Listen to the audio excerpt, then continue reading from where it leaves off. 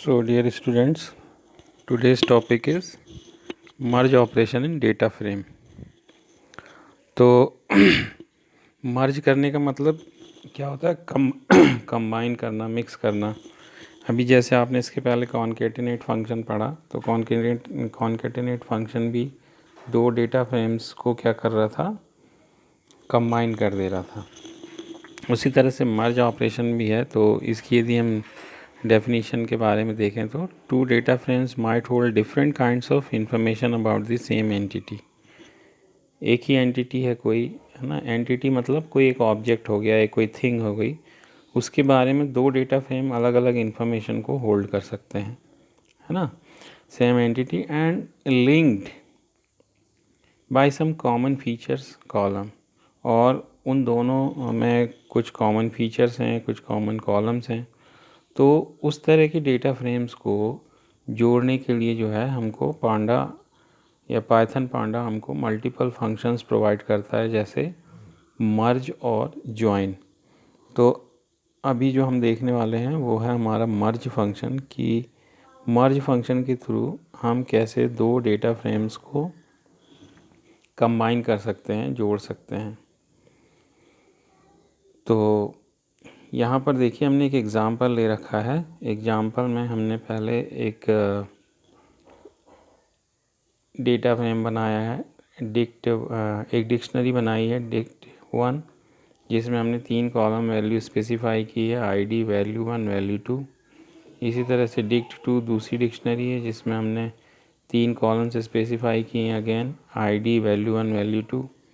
And third one is also a dictionary, it also contains it contains only 2 columns, id and value 3। तो अभी देखिए जो first statement हमने दिया ये क्या करेगा कि P D dot data frame dict1, मतलब dict1 को लेके वो एक डेटा फ्रेम को क्रिएट कर देगा। उसके बाद में देखिए जो df2 है, दूसरा स्टेटमेंट है, वो क्या कर रहा है? dict2 को लेके एक डेटा फ्रेम को क्रिएट कर दे रहा है। उसके बाद में देखिए df3 pd डॉट कॉन्केटेनेट करके हमने एक नया डेटा फ्रेम बनाया, दैट इज़ df3। अब यहाँ पे चूँकि हमने एक्सेस को डिफ़ाइन नहीं किया, तो आपको पता है बाय डिफ़ॉल्ट वो एक्सेस 0 लेगा और रो वाइज उनको क्या करेगा? कॉन्केटेनेट करेगा। मैंने आपको बताया कि जब भी रो वाइज कॉन्केटेनेट करता है तो क्या होता है, नंबर ऑफ़ रोज़ उसमें इंक्रीज़ होंगी बट कॉलम्स उतने ही रहेंगे। उसके बाद में देखिए df4 is equals to P D dot data frame dict3। तो df4 जो है उसने क्या किया है, एक और डेटा फ्रेम बनाया है, बट वो किसको लेके बनाया है? dict3 को लेके बनाया है। तो आप देख सकते हैं डेटा फ्रेम 1 में आपके पास 3 कॉलम रहेंगे, डेटा फ्रेम 2 में भी आपके पास 3 कॉलम है, बट डेटा फ्रेम 4 में आपके पास 2 कॉलम्स रहेंगे, that is ID and value 3। जबकि डेटा फ्रेम 1 और 2 में देखिए आईडी कॉलम सेम है और वैल्यू 1, वैल्यू 2 भी जो है दोनों कॉलम्स सेम हैं। अब यहाँ पर देखिए जो हम नेक्स्ट डेटा फ्रेम बना रहे हैं, दैट इज़ df5। तो ये नया डेटा फ्रेम हम बना रहे हैं, और ये नया डेटा फ्रेम किस तरह से बना रहे हैं? मर्ज करके हम बना रहे हैं। मर्ज किस किस को कर रहे हैं? यहाँ देखिए df3 कॉमा df4, मतलब df3 जो कि कॉन्केटिनेट डेटा फ्रेम है जिसमें df1 df2 ऑलरेडी इंक्लूडेड है उसको, और जो df4 है जो dict3 को लेके बनाया गया था, दोनों को हमने मर्ज किया है। और यहाँ पे एक आर्ग्यूमेंट आप देख रहे हैं ऑन। तो ऑन हमको ये बताना पड़ता है कि आपने किस के अकॉर्डिंग दोनों को ज्वाइन किया, मतलब दो डेटा फ्रेम आप ज्वाइन कर रहे हैं तो आपने कौन सा कॉलम लिया है जिसकी वैल्यूज़ के अकॉर्डिंग आप इनको क्या कर रहे हैं? ज्वाइन कर रहे हैं। तो जैसे हम देख सकते हैं हमने कौन सा कॉलम यहाँ पे चूज़ किया हुआ है, हमने आईडी कॉलम को चूज़ किया है कि दोनों में जो आईडी कॉलम है उनकी वैल्यूज़ को लेके हम दोनों को क्या कर रहे हैं? मर्ज कर रहे हैं। तो अब ये स्टेटमेंट एक्चुअल में क्या करेगा? ये स्टेटमेंट क्या करेगा? आईडी के अकॉर्डिंग देखेगा और जो दोनों में दोनों डेटा फ्रेम में जो कॉमन रोज़ होंगी केवल उनको ही वो क्या करेगा, शो करेगा, और जो कॉमन रोज़ नहीं होंगी उनको वो शो नहीं करेगा। जैसे आप देखते हैं इसका आउटपुट जब हम निकालेंगे तो इसके आउटपुट में आप देख पा रहे हैं आईडी जो दोनों में कॉमन कॉलम है, और वैल्यू 1 वैल्यू 2 ये पहले दो के जो कॉमन कॉलम थे वो, और वैल्यू 3 जो है वो जो एक डिक्ट 3 से जो हमने डेटा फ्रेम बनाया था उसका ये कॉलम है वैल्यू 3।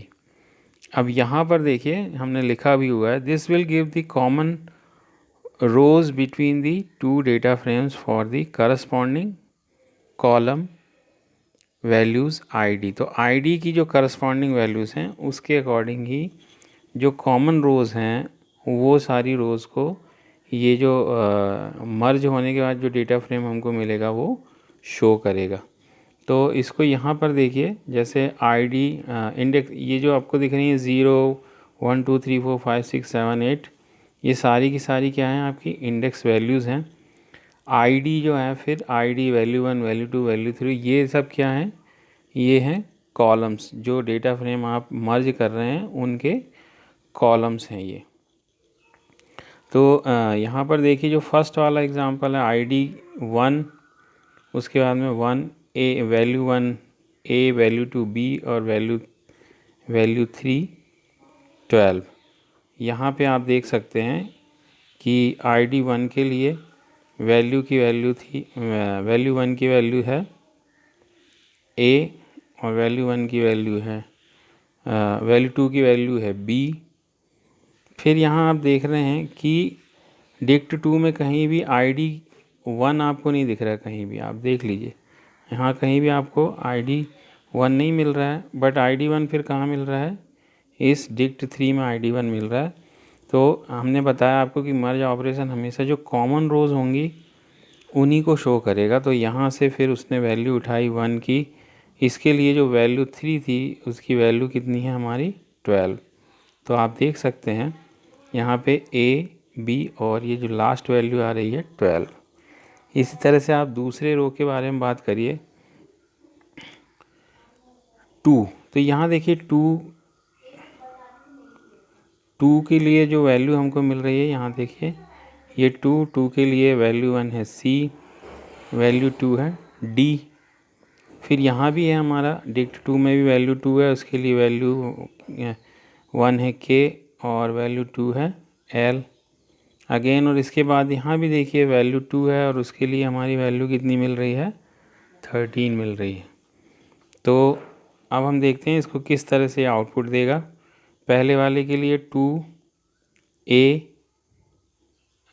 2A और B वैल्यू है, दूसरे के लिए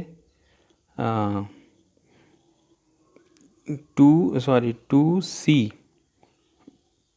और D, और इधर डिक्ट 2 में 2 के लिए K है और यहाँ पे 2 के लिए 13 वैल्यू शो हो रही है। तो यहाँ देखिए ये जो रो दिख रही है 2 के लिए C D 13, ये 13 जो डिक्ट वैल्यू 3 जो आ रही है वो डिक्ट 3 से आ रही है। तो दो वैल्यू थी इसलिए यहाँ पे देखिए उन्होंने 2 रोज़ आपको शो करके दी है कि पहले वाली के लिए C के लिए वैल्यू 1 C वैल्यू 2 D और वैल्यू 3 ये 13 थी, ऐसे ही K L और 13। तो यहाँ से आप देख सकते हैं ये